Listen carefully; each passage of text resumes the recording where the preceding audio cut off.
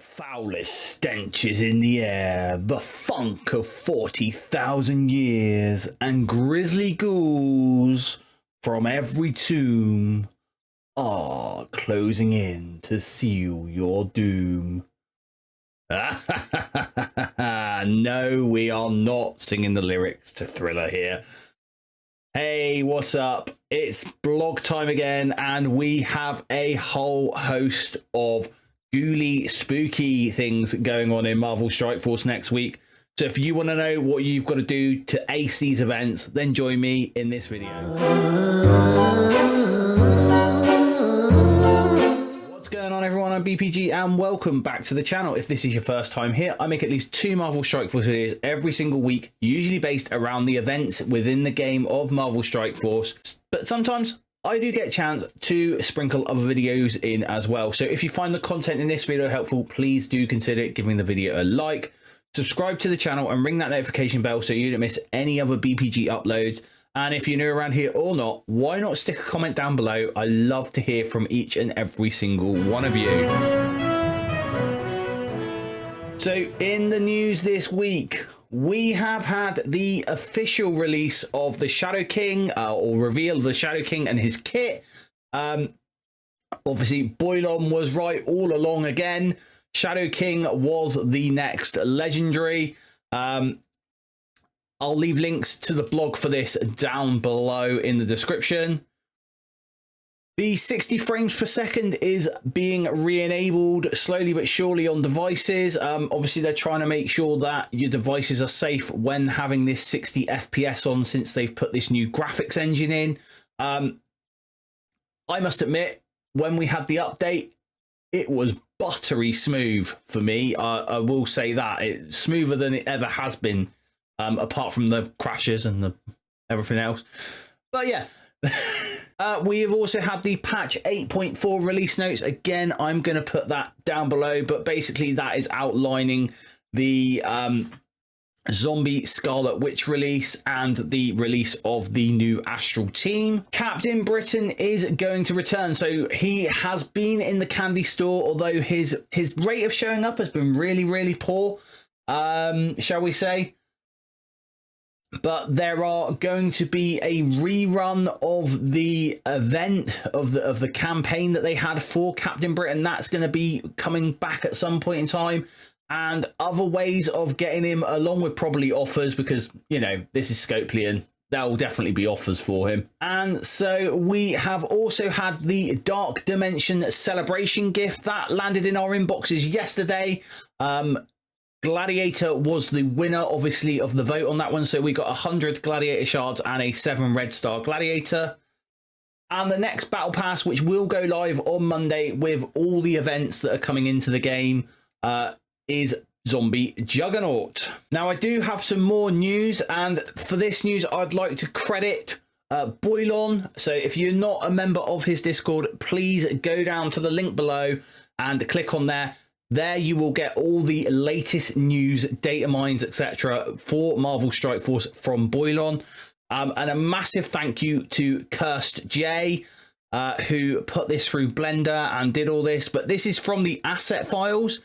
We have a coloured asset T-pose of Shadow King. Doesn't this look awesome? We also have the ancient one. So this is all the new characters in their T-poses with the colours and the fabrics on them. And the one that I'm sure most people are eager to see, which is Emma Frost, in both her normal form and her Frost form. So again, massive shout out to Boylon for this, and a massive shout out to Curse J for doing this. You two are stalwarts of the community. Please keep doing what you do, guys, because it is amazing. And so let's take a look at where we should be on week 3 of Midnight Hunt.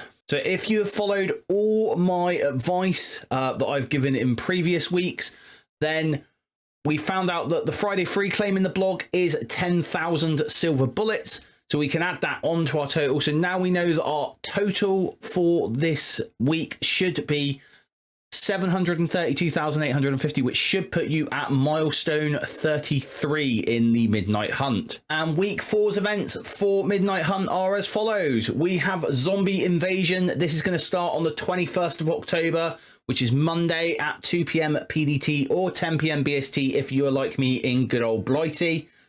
It is a 7-day event, so it's going to finish on the 28th of October at 2 p.m. PDT or 10 p.m. BST. We have Sugar Rush. This is the repeating event that is the web milestone that goes alongside and feeds into Zombie Invasion.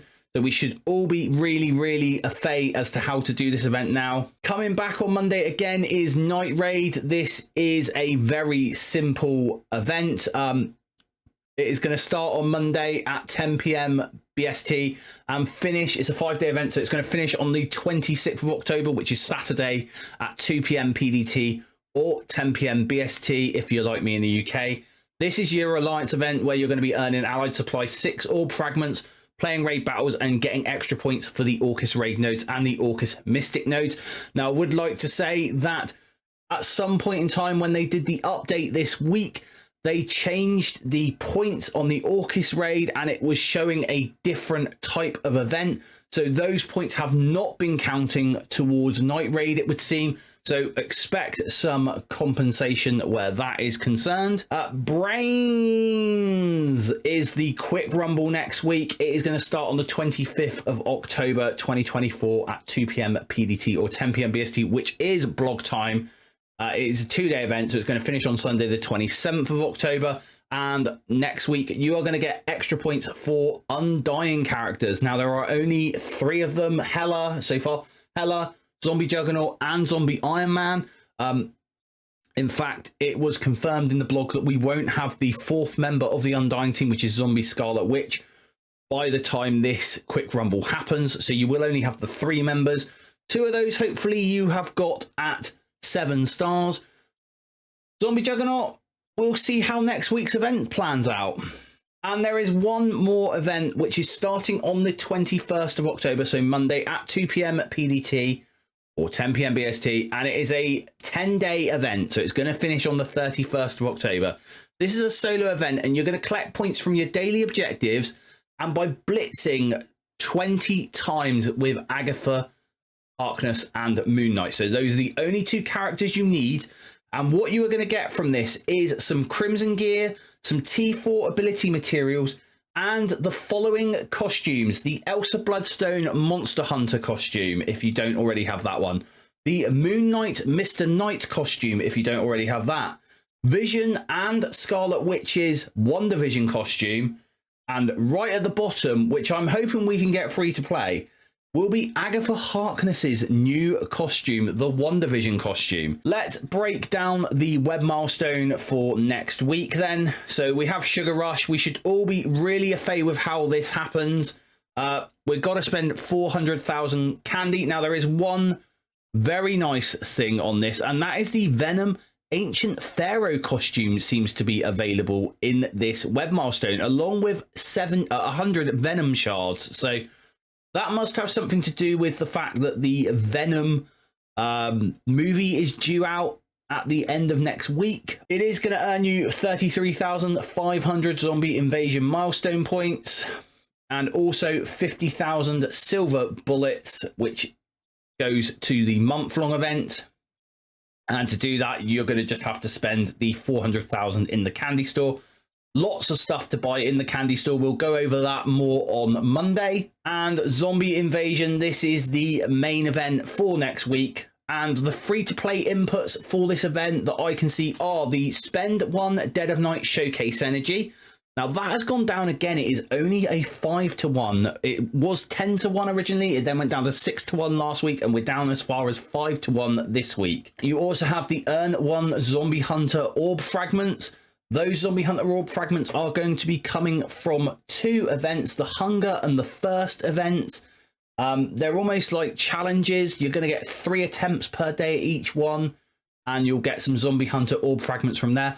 I believe there might be some free claims for these as well. But again, if you come back on Monday and see me, we'll have all the math on this one. Spending power cores. Now, this was in the data mines and we were a bit cautious as to whether to say spending power cores would be a thing or no, but it definitely is a scoring input. So if you are going to do any of the character orb openings, the 675 core orb openings, if you're going to do that, this is the week to do it. Also, play one raid battle with Night Stalkers. That's going to get you 4,500 points per raid battle with Night Stalkers. Limit of 18,000, so there's not a lot to do there. Now, the known free-to-play total for this week is 76,980 points. That consists of the Dead of Night Showcase Energy points, the raid battle with Night Stalker points, and a few points for spending power cores, which is just spending the 200 cores per day on the Dead of Night Showcase Energy.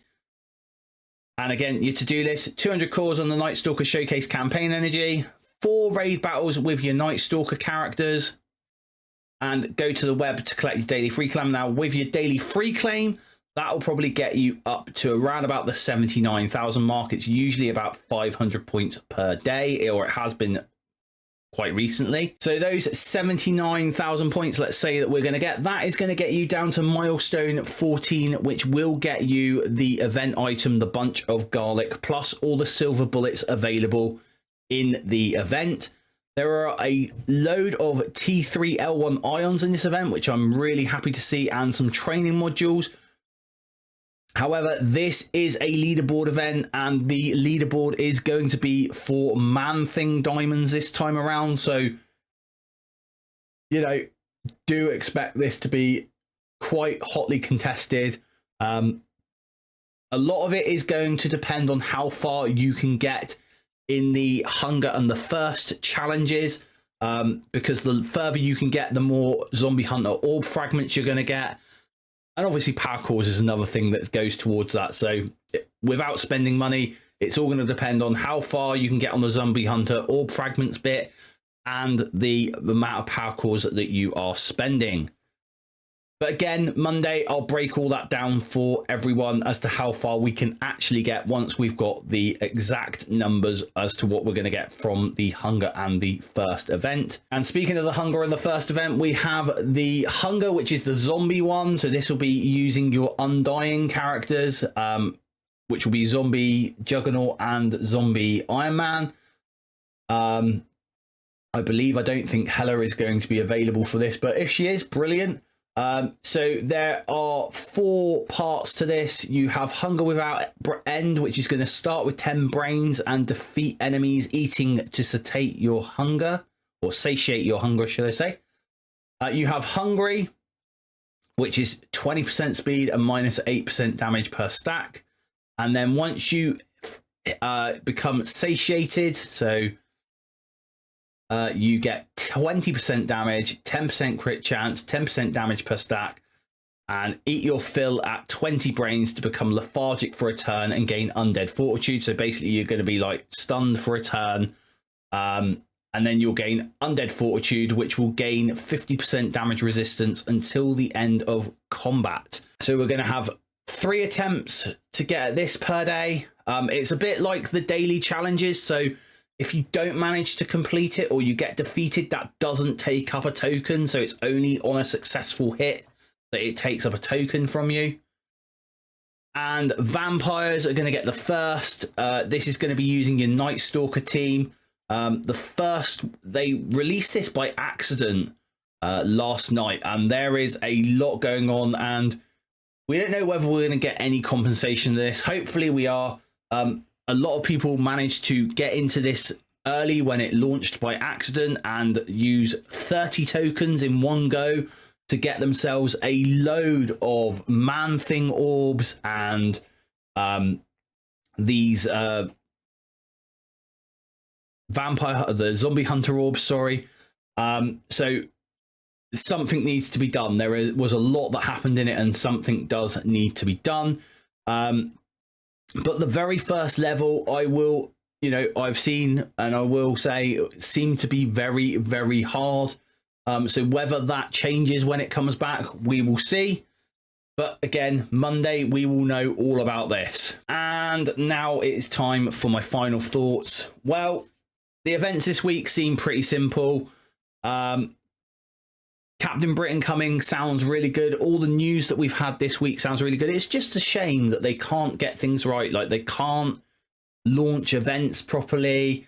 Updates happen, and there's been a lot of problems with a lot of bugs where people have either had their arena defenses changed because of the bug. Yeah, lots of things where people have missed out on power cores because of this, because of bugs, or they've not been able to log in for a bit, or they've had to completely reinstall their game. I mean, Mobile Gamer had that live on stream. He literally, if you catch his Cosmic Crucible video, you'll see that, but he had to completely uninstall the game and reinstall the game to get it working. Which isn't on. This isn't a world, you know, this isn't a first class experience that we want from the game and that we were told to expect from the game. So Scopely, do better. Let me know how you think you're going to do in the event next week. How are you doing so far in this week's event? Why not let me know in the comments down below. Don't forget, if you found this video helpful, please do consider leaving a like and maybe even share it with some of your Alliance mates. And until next time, everyone, stay positive.